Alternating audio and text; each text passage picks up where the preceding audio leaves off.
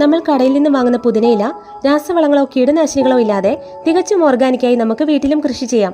കടയിൽ നിന്ന് വാങ്ങിയ പുതിനയിലയുടെ തണ്ടുപയോഗിച്ച് ഞാൻ വളർത്തിയെടുത്ത പുതിന ചെടികളാണിത്. കഴിഞ്ഞ 1 വർഷമായി നമ്മുടെ വീട്ടിലെ ആവശ്യത്തിനുള്ള പുതിനയില ഈ ചെടികളിൽ നിന്ന് നമുക്ക് ലഭിക്കുന്നുണ്ട്. പുതിന എങ്ങനെ എളുപ്പത്തിൽ കൃഷി ചെയ്യാമെന്ന് നമുക്കൊന്ന് നോക്കിയാലോ. കടയിൽ നിന്ന് വാങ്ങിയ പുതിനയുടെ തണ്ടുകൾ 1 മണിക്കൂർ നേരം സാഫ് കലക്കിയ വെള്ളത്തിൽ മുക്കി വെക്കാം. ഇത് കണ്ടോ, ഇതുപോലെ വേരോട് കൂടിയ തണ്ടുകൾ വേണം എടുക്കാൻ. ഗാർഡൻ സോയിലും മണലും ചാണകവും 3:1:1 എന്ന അനുപാതത്തിൽ എടുക്കാം. ഇത് നന്നായി മിക്സ് ചെയ്ത് നമുക്ക് പോട്ടിംഗ് മിക്സ് തയ്യാറാക്കാം. ശേഷം ഒരു ചട്ടിയിൽ പോട്ടിംഗ് മിക്സ് നിറച്ച് പുതിന തണ്ടുകൾ നടാം. ഇനി നമ്മൾ തണ്ട് മുക്കി വെച്ച സാഫിന്റെ വെള്ളവും ഒഴിച്ചു കൊടുക്കാം.